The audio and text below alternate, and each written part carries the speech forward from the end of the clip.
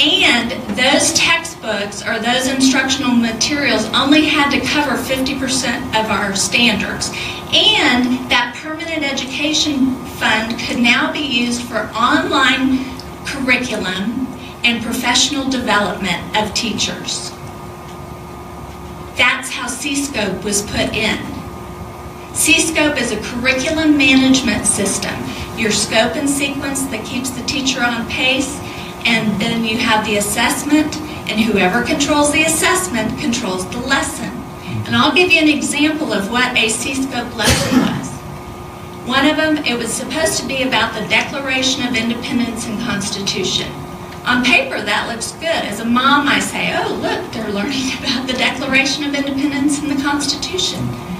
But when you actually look at the assessment and the lesson that the teacher was given to teach, they were given a Time magazine article that went all into the Arab Spring in Libya and talked about the Arab Spring being a democratic process. When I showed that lesson in Argyle ISD, they pulled C-Scope out. But these are the type of manipulations of legislation that sounds really good sometimes. Then we had HB 5 that set up the career pathways. It was marketed to say, oh, we got to get rid of the test, get rid of the STAR test. We have too many end-of-course tests by the state, mandated by the state. And by the way, I agree with that, because the test is not valid. If it was a valid end-of-course test, not assessment, test, I'd be okay with that. But that's how they got HB 5 in. But if you actually read the legislation, it sets up career pathways. And now in the state of Texas, at the end of 8th grade, every child has to decide what they want to be when they grow up. Sounds like the Soviet model to me. So when I saw this shift in my own children's school district, in our school district, it breaks my heart, because I had to tell my school district, my 12-year-old, I cannot allow him to go to school here. Because I see what's coming into the classroom. And so my son, who graduated from Argyle, they played in the baseball championship, won state, great. My daughter, who's a senior this year, has come up through the school system. I love our public. We're a small community. We're a 4A community. And my youngest son is no longer going to be a part of that community in the schools. The kids that he plays with in our neighborhood, he sees them after school. So this is personal to me. It's personal to our small and rural communities especially, because many times our traditional public school is the largest employer in the community. I'll close with this. The reason why I am so fundamentally opposed to school choice is in Argyle ISD, in the High Performance Consortium that came in through TACIT, the Texas Association of School Administrators, new vision for public education. They all talk about innovation. Innovation in education. That's what's coming into our public schools, to shift it to the attitudes, values, beliefs, and behaviors.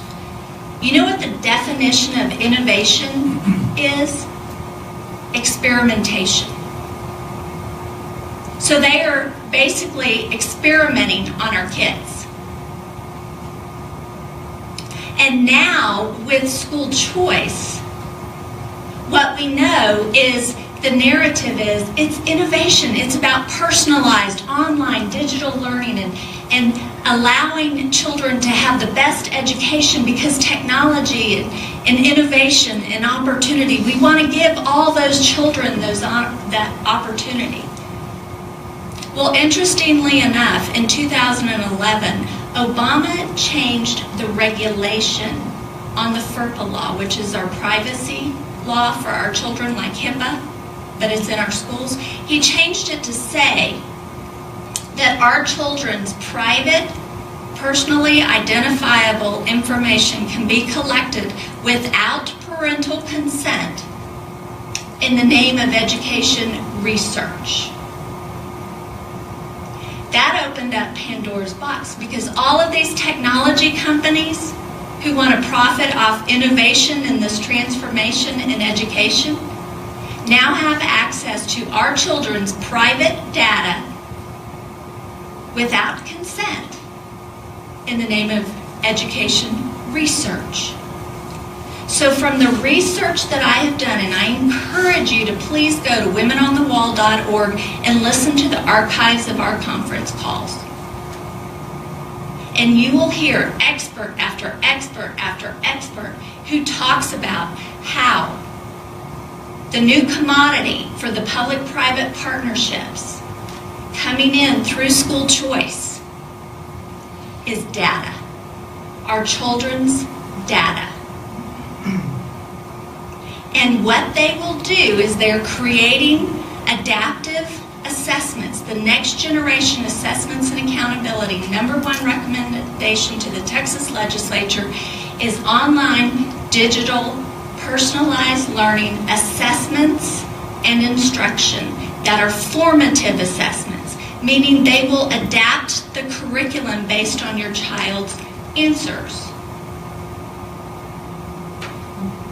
That means that, let's say that's a reading passage and you think, oh, this is just reading.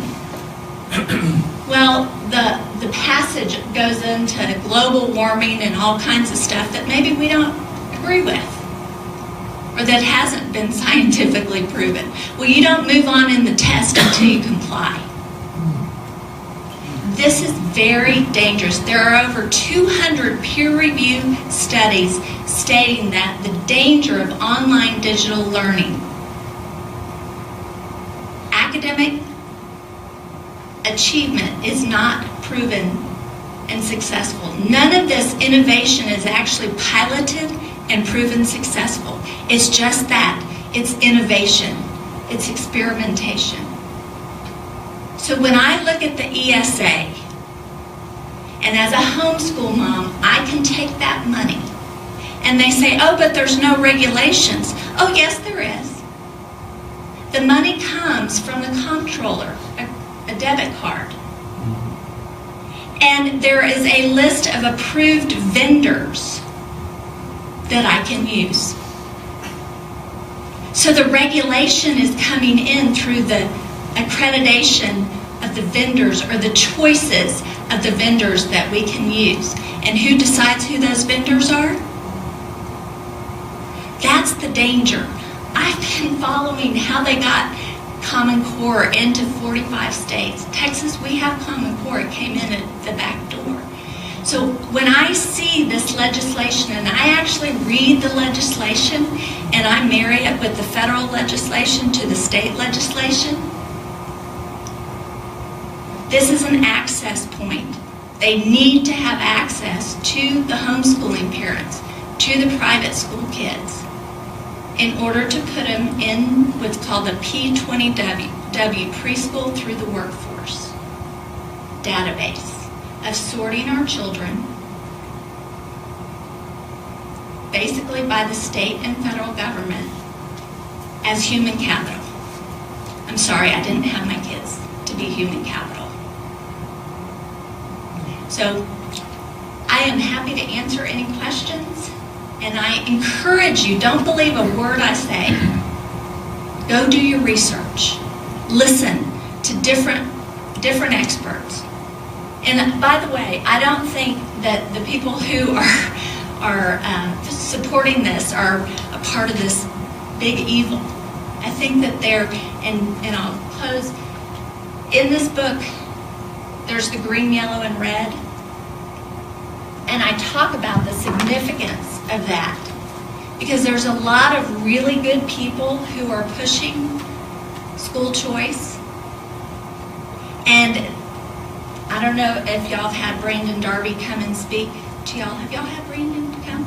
He's the editor-in-chief of Breitbart, Texas. But he talks about how they organized to bomb the Republican National Convention in 2009, and they organized into the green, yellow, and red people.